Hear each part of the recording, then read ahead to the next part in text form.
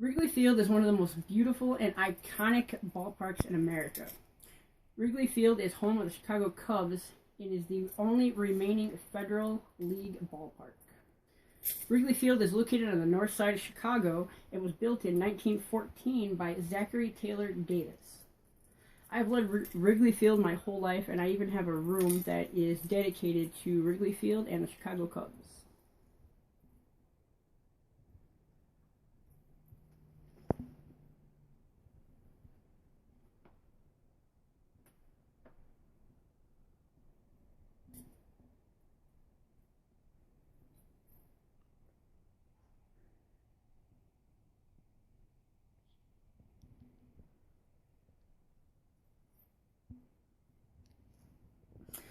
I used to collect baseball cards as a child, and often I would do baseball card shows with my dad, usually every Saturday and Sunday. Um, I've never supported any other team except for the Cubs, and there is no ballpark um, that I love more than Wrigley Field. Wrigley Field is an icon symbol in Chicago, from the ivy in the outfield to the hand-operated scoreboard and the marquee out front.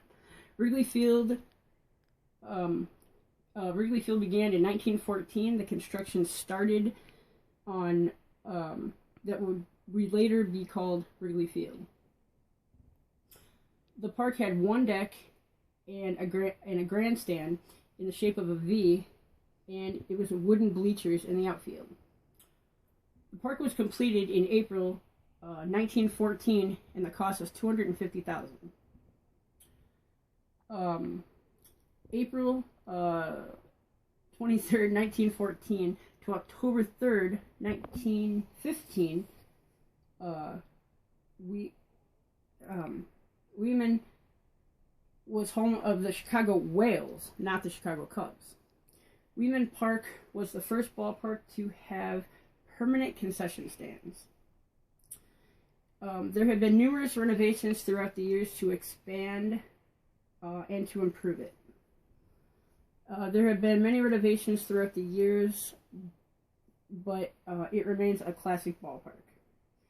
1922 to 1923, the grandstands were moved and the bleachers were added. February 23rd, 1988, lights were finally added to have night games.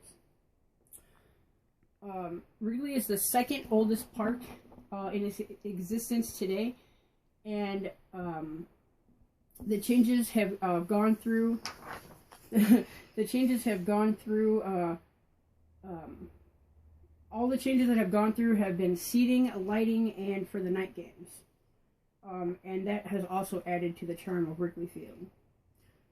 It also remains one of the last iconic ballparks in America, and there has never been a batted ball to have hit the scoreboard.